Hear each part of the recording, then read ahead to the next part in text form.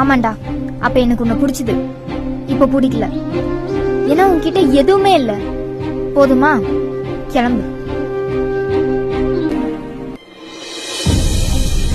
பசங்களோட காதலை பணத்தை பார்த்து மதிப்பிடாதீங்க, அவங்களோட நல்ல குணத்தை பார்த்து மதிப்பிடுங்க. ஏன்னா பணம் இருக்கிறவன் உன்னை அடிமையாக வச்சுக்கணும்னு தான் நினைப்பான்.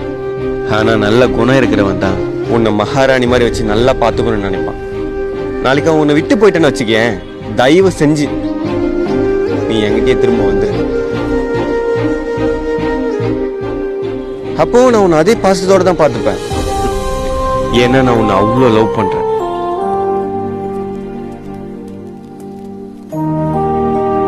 நான் வரேன்.